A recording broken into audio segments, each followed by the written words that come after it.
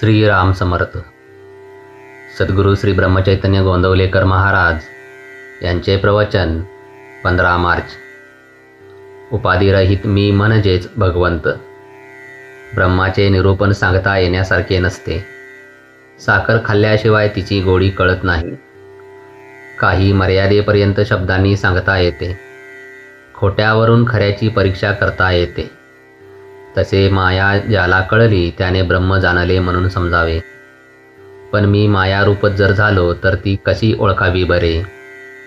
सत्यावर छाया पडली तीच माया झाली. वस्तू आहे तशी न दिसता विपरीत दिसणे म्हणजे माया. तेव्हा मायेच्या तावडीत सापडल्यावर सत्य आणि परमात्मा स्वरूप असणारे ब्रह्म जाणणे कसे शक्य होणार? जी जगते मरते ती माया. म्हणजे माया ही नाचणारी आहे, भंगणारी आहे. शाश्वत आनंदापासून जी मला दूर करते ती माया. भगवंतापासून मला जी दूर सारते ती माया. म्हणूनच ज्याने शाश्वत सुख मिळते, जे मायेच्या पकडीतून सुटण्याचा मार्ग दाखविते, तेच खरे तत्वज्ञान होय. एक भगवंतच फक्त सत्यस्वरूप आहे. त्याच्यासाठी जे जे करणे तेथे सत्य होय. मी देवाचा आहे हे कळणे याचे नाव आत्मनिवेदन होय.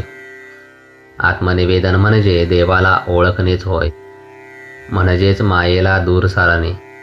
वास्तविक उपाधिरहित जो मी तोच भगवंत आहे. उपाधिरहित राहणे म्हणजे भगवत रूप होणे.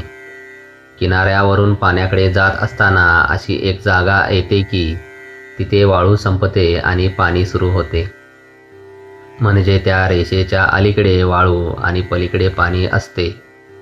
ही मधली स्थिती म्हणजे तुर्यावस्था होय. इथे मी ब्रह्म आहे अशी जाणीव होत राहते. निर्गुण परमात्मा आणि ही सगळी सृष्टी यांना जोडणारी साखळी असेल तर तो ओंकार होय.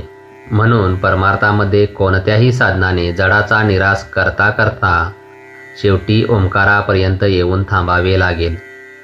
म्हणजे प्रत्येकाला नामाशीच यावे लागेल. 10 माणसे उभे केली, त्यातली 9 ही नव्हेत म्हणून बाजूला सारली. 10वा राहिला तोच खरा.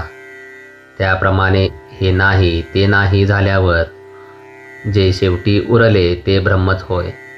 भगवंत गीतेमध्ये अर्जुनाला म्हणतात, तू ज्ञानी असशील तर समाधानात राहा, पण तू तसा नसशील तर मग उगीच ज्ञानाच्या गोष्टी सांगू नकोस.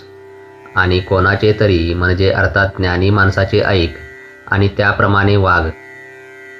याचा साधा अर्थ असा की आपण संतांना शरण गेले पाहिजे. सर्व सृष्टीच्या दृष्टीने आपण आणि आपला प्रयत्न अगदी पदार्थ आहे. म्हणजे खऱ्या अर्थाने निमित्त मात्र आहोत. म्हणून आपल्या आयुष्यात आपल्या वाट्याला येणारी चांगली अगर वाईट कर्मे ही ईश्वराचे मनोगत आहे असे समजावे.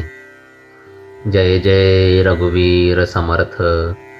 आजचे बोधवाक्य.